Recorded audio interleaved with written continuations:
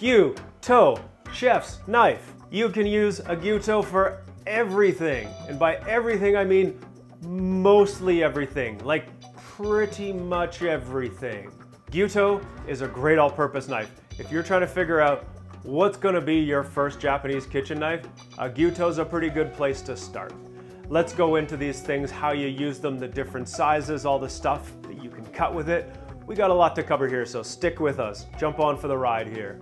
A Gyuto has been inspired by a standard European chef's knife for its ability to do so much work. The difference with a Japanese one, 9 times out of 10, it's made with harder steel, so it's gonna be sharper and keep its edge way longer. Now they come in a variety of sizes ranging anywhere from 180 millimeters going up to 240, 270, even sometimes 300 millimeters. That's a big beast of a knife, and likely you're gonna wanna be in and around the 210, 240 millimeter size range. We're gonna show you how to handle a knife that big, all the different ways you can hold them, cut them, and use them today. Almost all the time you find a Japanese knife, especially a Gyuto, is balanced right here, just in front of the heel. When I hold my Japanese kitchen knife, I pinch the blade at its balance point, I wrap my 3 other fingers in behind to get them out of the way, and then relax. You don't need a death grip, you don't need to white knuckle your knife. You can hold it here, you can rock and roll the knife around, and it's not gonna run away from you. Now let's take care of our other hand. This is the one that you can cut. I'm gonna do my pinch grip here. I'm just gonna tuck my other fingers in behind my middle finger. Now holding my knife gently, I don't need to apply a lot of force because I've got a sharp knife and it's gonna go where I want it to. And frankly, that's why it's so much safer. And I'm just gonna slide the knife forwards. That's it. I've got a bigger knife. I'm gonna use more of the knife. I'm not gonna start back here. I mean, that's not gonna work. I'm not trying using 110% of the knife. That's not when you wanna go 110%. What you wanna do is start about 1.5 inches or a couple centimeters from the tip and plan to finish just before the heel. I aim the knife down towards the cutting board. I push the knife forwards. It makes the incision that way. Sliding cuts better than shoving. Now I feel the tip hit the cutting board and I let my hand go down. I just follow through a little bit. Yeah, you know what? My hand's hitting up against the potato now. That's when I'm gonna stop. Now I've cut the food. I don't have to do this move. That's a knife edge killing move, which is shove down. Oh, it's not all the way through, is it? So what am I gonna do?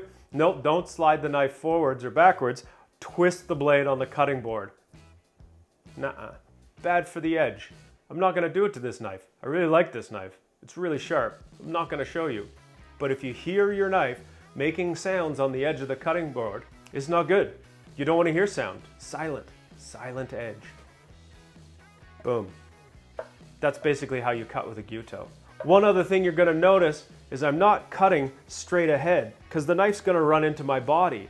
Handles on the Japanese style of a knife often are a little bit longer, and so I find take the whole operation, set it up at 45 degrees in front of your body. So I'm not cutting straight back and forth, trying to figure out how am I supposed to slide my knife. I'm standing in the way and then doing weird stuff like this. When you're at 45 degrees, it's more ergonomic, you've got more natural range of motion, and when you're cutting and you're moving back across the food, you'll be able to keep the knife cutting straight. By that I mean being vertical. You're not going to end up with wedges, and you're not going to end up directing the blade towards your fingers as you're trying to roll the knife in. You can just move your hand straight across. Holy bananas, this knife is amazing. Okay, now we talked about how to hold a Gyuto and some basic cutting techniques. Let's get into a couple different types of things and how you would apply those cuts.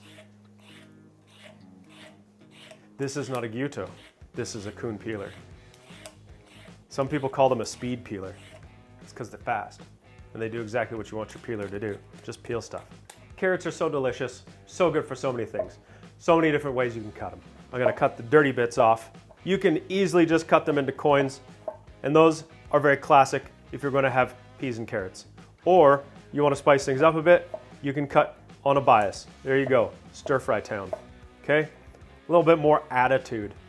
Or if you want something for a roast vegetable or just something a little bit more unique, is we can do the roll cut. So I've got a 45-degree angle here, and then I keep the knife the same, but I roll the knife 1/4 of a turn, and then I cut. And I roll and I cut, and I roll and I cut. And you get these cool little chunks that are even, but sort of this weird shape. They look great after you've roasted them, chuck some herbs on them. Now, we can also make thin little julienne or brunoise of carrots. So when I'm gonna do that, I'm gonna slice one little piece off here so I got a flat side. What do you do with this? You eat it. Okay, I cut a flat spot, I ate the trim, I'm back. I'm gonna just keep cutting flat little sheets here. Something I find helpful is I look straight down at what I'm doing, so I get nice thin slices. If you're really trying to spend some time getting to know your knife, cutting julienne, or these tiny thin little sticks, is a great way to do it. If you're trying to cut julienne and you don't have a lot of time, get a mandolin. If you're trying to be real perfect, you stack them right up. But I'm trying to be efficient. So I have them shingled, and now I can just run through them. This cut is called julienne. I am rocking the knife as I cut here. This is a rocking chop, or rolling chop. Which one is it? You tell me. I'm sure you know what's right. You'll notice as I'm cutting, I'm trying to slide the knife. Again, using a good amount of that blade. That's better because the guillotining kind of chop like this doesn't allow you to use all the knife, and it's not as smooth of a cut. The knife will pull the food around, and then you don't get a nice straight cut, which results in an uneven thickness on your julienne. This is not what you want. Sliding works better than shoving. When we're deciding on how we're gonna cut the food, it has to be driven by how you're gonna eat it, how you're gonna cook it, the time it's gonna take, or the time you want it to take. If you cut something really thin and really small, it's going to end up cooking very quickly, and great if you want to just marinate the carrot so it softens through the acidity or the salt without having to cook it to soften it. If you're gonna stir fry something and you're gonna cook really quickly, something a little thinner is gonna do that. It's gonna have nice surface area. It's nice to pick up with your chopsticks and get a little bit more color on the surface. If you're gonna cook something along with a piece of meat, or you're roasting a couple of different types of vegetables together, you can cut them a little bigger so they're gonna take their time as they cook, dehydrate a little bit, intensify their flavors, and get some nice color on the outside. The tip of the Gyuto can be great for doing some precise work, like this guy, cutting it up into little trees. Nice little tip, I can just poke it in and give it a little bit of a slide, and it makes these little cuts. It's broccoli. This is like the easy thing to cut, right? Just go around, use the tip of the knife. I mean, you could use a paring knife for this too, or if you're doing a bunch of other stuff and you've already got your Gyuto out, you can use your Gyuto for this too. That's a great thing about a Gyuto. It's got its little tip, so you can use it for taking apart little things just like you're using a paring knife. But if you're chopping something big, you still have a big knife you can do all the chopping with. So you can use a Gyuto for chopping big things. You can use the tip of your Gyuto for taking apart little things like it's a paring knife. Let's do something that's kind of both. I'm gonna finely dice this onion. Now I've got a 210 millimeter Gyuto, which is a decent sized chef's knife, and you can do lots with it. I wanna make a nice fine cut, so you're gonna see I'm gonna take my hand from back here, and I'm gonna pull it up a little bit further on top. Effectively, I'm using a smaller knife at this point. It's not stretching my hand out, it's not uncomfortable, I'm not doing something weird here, but just making it a little bit easier, because as I pull up closer to the tip, I have a little bit more control. This knife has got a beautiful fine little tip, so I'm just going to start by sliding the knife back. As I look down, I can see the tip coming into the onion, and then I just slide it down. I'm leaving the root end intact, so it's gonna hold the whole onion together. I'm gonna do a horizontal cut in here so the sides of the onion also get nice and diced nice and square too. When I'm doing this, I'm trying to not push down too hard, but just pull through. Now notice as I'm doing this, I'm keeping my fingertips out of the way, so if the knife does slip through, it's not gonna slip through and stop on my fingers. All right, now I've got the onion pre-sliced, but it's still hanging together here on the root. And now This means I'm gonna go through and make a really nice, evenly sized dice. So when I'm sauteing, it's gonna cook really evenly. I'm gonna use more of the blade here, so I'm gonna move my hand back a little bit so I get to use all of the knife. Sliding the knife forwards, just start just behind the tip of the knife. As the tip hits the cutting board, I drop my hand, let the heel of the knife ride across the cutting board to finish the cut. That's it. Just to make note, you'll see that the tip of this Gyuto looks a little bit different. It's still a Gyuto. It has what's known as a Kiritsuki tip. Sometimes you hear the lingo as a K-tip. Basically, they've cut the roundness off the front of the blade here. Really, it just makes it look more badass. You do get a slightly finer tip, a slightly more delicate tip, but a really cool looking knife. All the cutting I've done so far, you've seen I'm pushing the knife forwards. That's a great way to use a knife. When you push it forwards, you got a little bit more strength behind the whole thing, so something dense and heavy, you get a bit more power. You can also pull the knife backwards. That's fine too. Especially works well on something a little softer and a little bit lighter. You know, like a mushroom. So you can just simply quarter mushrooms, right? Just slide the knife backwards. There you go. You can slice your mushrooms too. Or, I like to cut mushrooms by rolling them. I cut, and then I cut, and I cut, and then I cut. Now, they're not perfectly even. They're not as perfect as the quarters, but if you're trying to cut a whole bunch of mushrooms, works great. Quick technique to get the job done. This is the Zen art of using a Gyuto upside down to make a turned mushroom. Turned mushrooms are completely useless. The only way you need to turn a mushroom is if you're trying to get a grade at cooking school. Haven't done that in 5 years. Why would you do that? Big cabbage, big knife. This is a 240 millimeter Gyuto. This thing is great for almost everything you can imagine cutting. This is really a big chef's knife, and you go to cooking school, this is the knife you use all the time.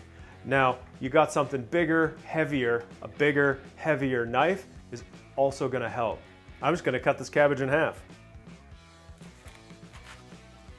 I'm gonna take this knife and I'm gonna put it in this incision I've made in the cabbage, and I'm gonna just start to wiggle it through, trying to stay on top of it so it doesn't move. And I find if I put my body over top, that helps me to push the knife through. Something dense like this, like a cabbage, can be kind of a hard thing to cut. Having a big Gyuto is really helpful for that. So I've broken it into this size. I think I'm gonna cut it down one piece more, head into a quarter, and then I'm gonna have a smaller, more manageable piece to use. Same kind of thing goes if you're trying to cut a squash finely. So you see I slide the knife forwards, but it's starting to bind up. So I'm gonna put my hand on top and just work the knife back and forth until it goes through. So say you wanna make a slaw, let's finely slice some cabbage here so you can cook it really quickly or marinate it for a salad. Most of the time when you're using your knife, you want to do that sliding motion. Sometimes you got something big and dense, you're going to want more control. I find doing a downwards diagonal motion gives you that ability. So I'm holding the knife on a little bit of an angle and I'm just shoving it down. As I'm shoving down, it's going a little bit forwards, but it's not doing that rolling, rocking, chopping. This gives me more control. I can cut straight, and it gives me that power that I need to cut through this dense vegetable. I control the thickness of the cuts by watching what I'm doing and seeing how the blade's moving and making adjustments for every cut. My left hand is what's setting the guard, or setting the guide for how thick the cut is. Cutting with the knife at a 45-degree angle in front of my body is really helpful for that. Now it's starting to get a little bit narrow and tall, so I'm just going to switch over to another side and work away from this side to finish up shaving this cabbage. Again, starting to get a little bit skinny here. Feels like it's going to topple over. Flip it over to the other side. Oh, there's the core. Let's get it out. If you're ever using your knife, especially when you got a big Gyuto in your hand and you feel like it's starting to get unsafe or you're starting to feel awkward, best thing to do is stop. Put the knife down, take a look at what you're doing, Maybe turn the food around. If you're working yourself off your cutting board as you're cutting something and you're down to this tiny little corner, maybe it's time to get your food scoop out and take your pile of food off your cutting board so you can go back into the middle where you're safe and you're centered and your body is balanced and you've got lots of control over what you're doing. These are super sharp knives, so we want you to be safe too. Now you're always going to find out when your knife is getting dull when you go to cut something with a tough skin, especially if it's got a soft core, something like a tomato or a pepper. This is where Japanese knives shine. The nice, thin, super sharp edge is gonna bite right into the flesh of this. If you feel the knife bounce off, like, not like that, Jesus, that's sharp. When you've got a sharp Japanese knife, you're gonna see your knife will just slide through all of the stuff that you try and cut. That's why everyone loves Japanese knives. It's because they work. They do their job incredibly well. They do, however, sometimes lose their edge. And you're gonna find that out when you're cutting one of these guys, as the skin resists just a little too much. And you don't get to drift through every skin perfectly and easily when it's bouncing or snagging. You don't need a bread knife to cut a tomato. You just need a sharp knife. Even a sharp knife will feel dull if you just try and shove it through. Sliding is going to make it work. Sliding is very helpful, even if it's a super sharp knife, even as the knife becomes a little bit more dull. Use that sliding motion, you'll see that it will bite through. The problem is when you're shoving, you're also squishing the food underneath, making the skin a little bit denser. So sliding doesn't do that. When you slide your knife through the food, it cuts better. A tomato is really going to tell you when your knife is just starting to lose its edge. Simply touch it up on a honing rod, you'll be back in action. If you don't know how to use one, we got a video for you here. Oftentimes you get advice on chopping where they will tell you that you want to leave the tip of the knife on the cutting board all the time and basically walk the knife around. As you can tell, I'm not a huge fan of using that for everything. There is a time and place for it though. Cutting herbs. Parsley is a delightful vegetable. Having it chopped up nice and finely is usually the way you want it. And what I'm going to do is show you my technique here. I've just cut the bulk of the stems off.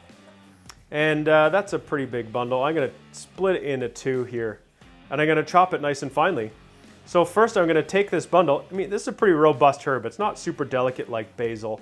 And I'm going to use it right away. And that's the key with any fresh herb. Cutting them with a sharp knife is going to allow the flavor to stay in, not get juiced out over your cutting board. But with this parsley, I find I make this little bundle here with my fingers. Then I just start chopping. And as I'm chopping, I'm dragging the bundle back with my fingers, and just, you can see that the herbs just starting to burst out from below, and I just catch them as they pop out with the edge of the knife. This is a great technique for cutting evenly and quickly and not squishing your herbs. But when you get to the end, you're gonna have some that are not quite that even. Maybe you wanna make them just a little bit finer, so you're gonna wanna do this chopping move. So let me tell you about it. You can go around and chop like this with your knife, but the tip is gonna bounce around, so you wanna keep that under control. I'm gonna put my hand here just over the tip of the knife where I want that knife to do the rocking, but I'm not gonna push down with a lot of weight. I'm really just trying to keep it from bouncing up too far. If I push down really hard, get my fine, sharp, hard, brittle edge of my knife into my cutting board and start to twist it, this is no good. This is no good. You'll hear it, it'll break, it'll scrape, it'll put tiny little chips, and that is just way more force than you need to. To me, I have found using a sharp knife, I started to learn I didn't need muscles to chop. You just use the knife. It does the work for you. You just move it. Your knife should do the work. Now, if I'm gonna do this chopping motion, I'm gonna have my hand just above the tip, and I'm just gonna go back and forth. And I don't wanna hear the torquing of the edge as I'm rotating it. Just gentle. There you go, back and forth, back and forth. If you like doing this, if you like how it bashes the herbs up a little bit, I can start smelling it now. It really is bringing out the aroma of the herbs. If you're gonna do this and you're going to try and use them hours later, you might find that they're going to be bruised, oxidizing, breaking down, getting kind of muddy, sticky, and musty flavored, kind of like they're going to smell like the grass in your lawnmower bag, and that's not really going to be the flavor you're looking to add. So chop your herbs fresh, do it the last second, chuck them in, enjoy them. Not only does a Gyuto chop, it also slices. Here, with these green onions, we're going to play choppy slicey. Green onions are great too. The green tops can be very delicate and soft, where the bottom white parts can be a bit more oniony, a little better for cooking. Maybe the green tops are a little bit better for sprinkling on your baked potato, eating raw. Either way, they're both great. What I like to do is cut them in half, and so I have both sides soft and then the more root side. I cut the root bits off. That's a technical term for the root. It's a root. Now this, I think it would be great in a little saute. I'm just going to cut them on a bias like those carrots, and gentle, just slide the knife across them. Cut them in these little diagonal bits. They're great. You can see I've got the tip of the knife. It's going to stay on top of the cutting board. The green onions aren't very big. I don't need to lift the knife up very high, so I'm not picking the whole blade up. But I'm also not crushing the onions as I'm chopping. I'm just sliding them. It's very easy to cut a green onion, so I'm, again, just sliding the knife, making the knife do the cutting. Now something like the soft green tops, you can chop a little bit more like a herb if you want. So you can chop them into chunks like this. Maybe you're going to mix it with a bit of soy sauce and chili, make a little dip. Soy sauce, chilies, green onions, lime juice. Again, I'm not torquing the tip of the knife. I'm just keeping my fingers on top, so as I'm doing this chopping, banging motion, the knife's not running away from me.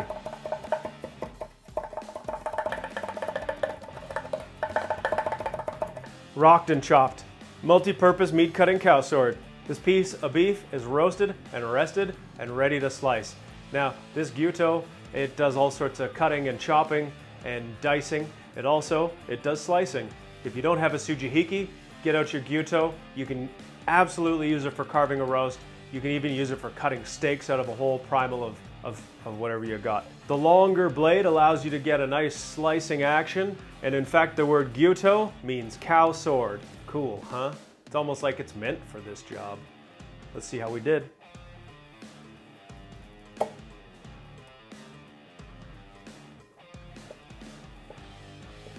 Nice back and forth slices. Try not to push too hard so you get a nice even slice. You want to try to avoid the wiggly sawing motion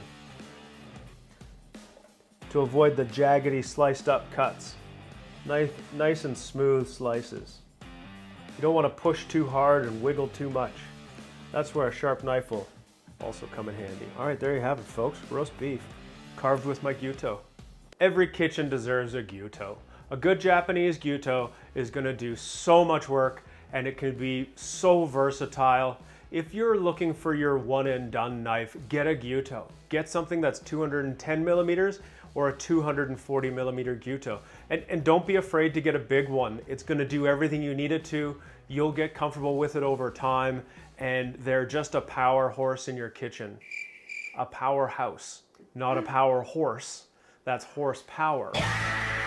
But seriously, don't be afraid to use a big Gyuto.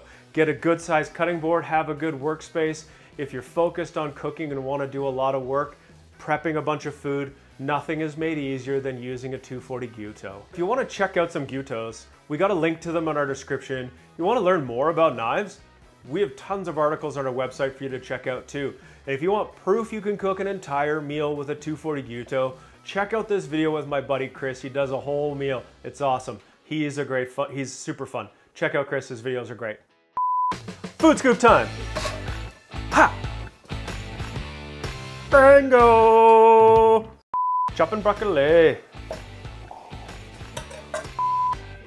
I'm gonna chew this before I keep going. For our new ASMR series.